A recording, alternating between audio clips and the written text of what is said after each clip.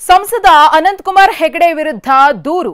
ಅನಂತಕುಮಾರ್ ಹೆಗಡೆ ಬಂಧಿಸುವಂತೆ ದೂರು ಕೊಡಲಾಗಿದೆ. ಸಂಸದ ಅನಂತಕುಮಾರ್ ಹೆಗಡೆ ವಿರುದ್ಧ ದೂರು ದಾಖಲಾಗಿದೆ. ಅವರನ್ನ ಆದಷ್ಟು ಬೇಗ ಬಂಧಿಸಬೇಕು ಅಂತ ದೂರನ್ನ ಕೊಡಲಾಗಿದೆ. ಬಾಗಲಕೋಟೆ ಜಿಲ್ಲಾ ಕಾಂಗ್ರೆಸ್ ಘಟಕದಿಂದ ದೂರು. ಅನಂತಕುಮಾರ್ ಅವರ ಹೇಳಿಕೆ ಇದೆಯಲ್ಲ, ಇದು ಸಮಾಜದ ಸ್ವಾಸ್ಥ್ಯವನ್ನ ಕದಡುತ್ತೆ. ಹಾಗಾಗಿ ಅವರನ್ನ ಬಂಧಿಸಬೇಕು.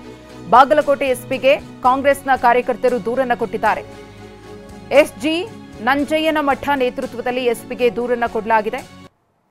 ನಂಜಯ್ಯನಮಠ ಬಾಗಲಕೋಟೆ ಕಾಂಗ್ರೆಸ್ನ ಜಿಲ್ಲಾಧ್ಯಕ್ಷರು ಅನಂತಕುಮಾರ್ ಅವರು ಇತ್ತೀಚೆಗೆ ಒಂದು ಹೇಳಿಕೆಯನ್ನು ಕೊಟ್ಟಿದ್ರು.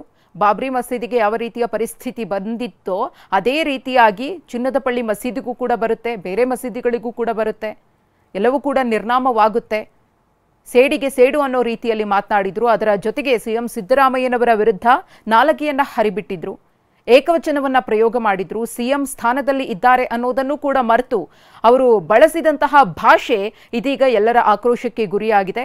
ಹಾಗಾಗಿ ಅವರ ವಿರುದ್ಧ ಕ್ರಮವನ್ನ ತೆಗೆದುಕೊಳ್ಬೇಕು ಅಂತ ಹೇಳಿ ಎಲ್ಲಾ ಕಡೆ ಆಗ್ರಹ ಕೂಡ ಕೇಳಿಬಂತು. ಕಾಂಗ್ರೆಸ್ನವರು ಹೋರಾಟವನ್ನ ಕೂಡ ಮಾಡಿದ್ರು. ಇದೀಗ ಅನಂತಕುಮಾರ್ ಅವರನ್ನ ಬಂಧಿಸುವಂತೆ ದೂರನ್ನ ಕೊಟ್ಟಿದ್ದಾರೆ ಬಾಗಲಕೋಟೆ ಕಾಂಗ್ರೆಸ್ನ ಜಿಲ್ಲಾಧ್ಯಕ್ಷರು.